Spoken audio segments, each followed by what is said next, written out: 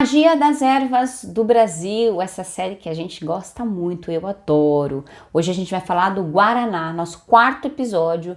Dá uma curtidinha aí, dá um coraçãozinho, deixa um comentário, gosta de Guaraná? Guaraná que levou o Brasil a ser conhecido pelo mundo todo. Seja pelo refrigerante de Guaraná, seja pela própria erva, que é uma erva que tem propriedades muito interessantes e importantes que fazem a gente ficar acordadinho. O pó de Guaraná é muito famoso, né? Por fazer a gente ficar acordado e ter atitude e ir lá e fazer acontecer. E o Guaraná ou Guaraná é uma planta nativa da Amazônia e que a gente encontra também no Nordeste do Brasil, não só no Norte, como também no Nordeste. E pesquisando sobre essa planta, pesquisando sobre as propriedades medicinais e mágicas dessa planta, eu me deparei com várias lendas. E eu confesso a vocês, isso é um problema, né? Quando a gente fala da nossa mitologia, que uma série de lendas assim me incomodou pra caramba, por causa até de algumas visões, de algumas coisas e tal, mas isso faz parte, né? Sempre que a gente fala de mitologia, a gente vai ter muitas visões e vertentes e formas de encarar um mito, de contar um mito, e obviamente tá sempre carregado ali de quem conta aquele mito, principalmente quando a gente fala de povos muito antigos, povos originários e que sofreram etnocídio, que sofreram dizimação, enfim, tudo aquilo que a gente sabe que acontece até hoje na nossa terra que hoje chamamos de Brasil. E aí, aprofundando um pouquinho mais a minha pesquisa, eu quero ler para vocês um textinho, inclusive, de um artigo da universidade. Os autores desse artigo, opa, quase que eu derrubo aqui. Os autores desse artigo são, quero pegar os nomes, né, que eu acho que é importante mencionar para vocês, são Alcinei Pimentel Carneiro e Delma Pacheco Sixu.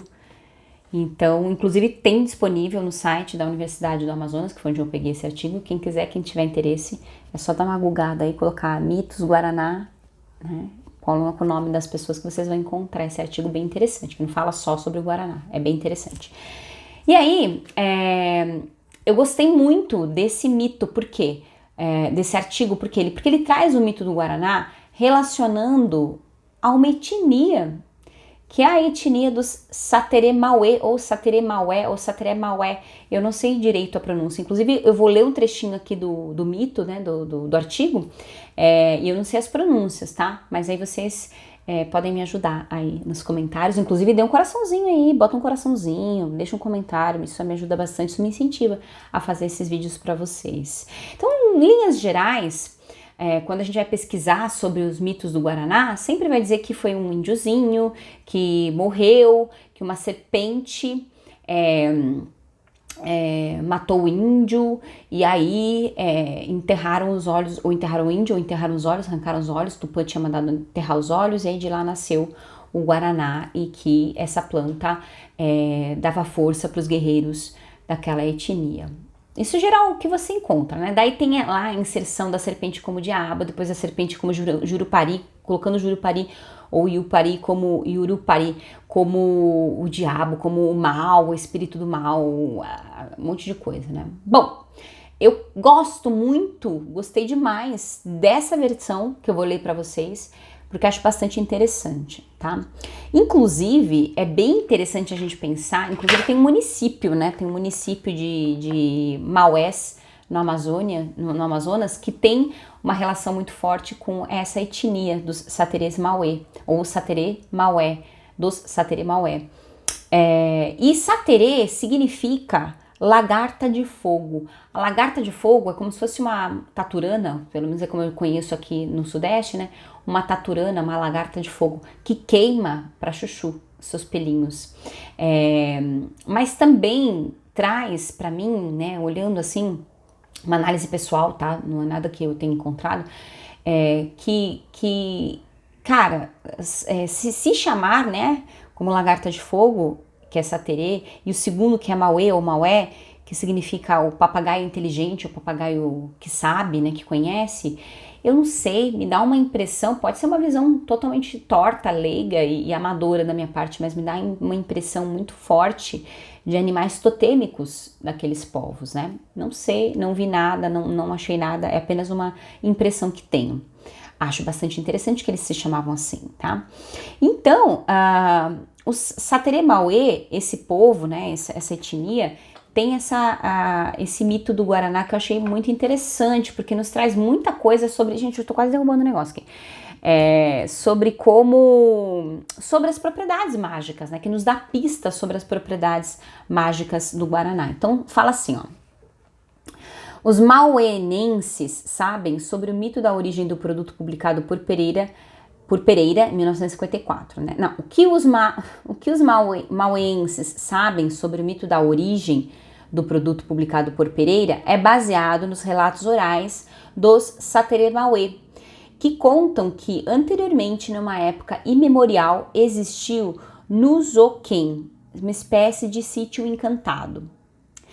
E nesse sítio, né, viviam 3 irmãos, Icuanã, Ucuamatô, que eram homens, e Oniamuasabe, que era uma mulher. E essa jovem não tinha marido e os irmãos não queriam que ela se casasse com nenhum homem, animal ou planta, olha que interessante, né, que gerasse filhos. Mas ela, então, engravidou-se de uma serpente, nascendo, então, um menino que foi morto a mando dos tios, porque não queriam que a irmã tivesse filhos. A mãe, como tinha poderes mágicos, jurou dar continuidade à vida do filho. E então enterrou o olho direito e o cadáver da criança no solo sagrado, onde tempos depois nascia o Guaraná, e ressuscitaria um menino, o primeiro índio Mauê, a origem da tribo. Então eu gosto muito dessa versão da lenda, porque vai trazer vários aspectos interessantes. A mãe como tendo poder mágico, o local de origem dessa etnia como sagrado, encantado. A serpente não com essa visão já, na minha impressão, já com uma influência cristã, a serpente como mal, mas não, né? A serpente, juntamente com essa mãe mágica, deram origem a esse menino que foi assassinado e que depois a mãe fez de enterrar o menino com o olho e aí ressuscita esse menino e esse menino vai dar origem a essa tribo, a esse povo. E aí a gente pensa no Guaraná como uma planta que nos fala da vida, que nos traz a vidinha, né? Que nos faz acordar, que nos traz essa vidinha. Então, essa planta, sempre que a gente precisa de uma vida, quando a gente precisa iniciar uma jornada, quando a gente precisa de força, a gente não precisa só ingerir, inclusive se você não pode, né, porque não é todo mundo que pode ingerir o Guaraná, você pode utilizar o Guaraná de outras maneiras. Além, obviamente, da conexão espiritual com essa planta, você pode queimar o pó de Guaraná no seu incenso, por exemplo. Então é algo bem interessante para quando a gente fala de uma ancestralidade, principalmente se você é daquela região que citada, né? Se você tem essa ancestralidade, se você tem parte aí, eu sei que é muito complicado quando a gente fala nessas questões de etnia no Brasil, até por conta do etnocídio mesmo, né? O apagamento, a gente sabe que muitos de nós têm essa ancestralidade indígena, porém não se sabe nem a etnia. Eu descobri há pouco tempo que tem uma ancestralidade de uma etnia indígena e descobri qual era por conta de uma tia minha que me contou, minha tia mais velha, viva, ela me contou sobre meu bisavô, tataravô, agora eu esqueci, mas tá tudo escrito para não esquecer, para não deixar passar, sobre essa etnia. Mas quantos de nós não sabe? E é proposital, né? Proposital não saber, não valorizar. Então, eu acho que a gente precisa se reconectar com tudo isso. E o Guaraná é uma dessas plantas a nos trazer essa força, essa energia desse poder tão incrível da nossa ancestralidade aqui da Terra. Seja essa ancestralidade de DNA, né? Seja essa ancestralidade espiritual, esse coração que bate aqui em Pindorama. Eu não sei como eles chamavam essa terra, né? É muito complexo quando a gente fala dos povos originários do Brasil, porque não é como celta, né? É tudo bastante diverso e mágico. É isso, meu povo. Amanhã veio com outra plantinha para vocês. Espero que tenham gostado. Um beijo e até a próxima.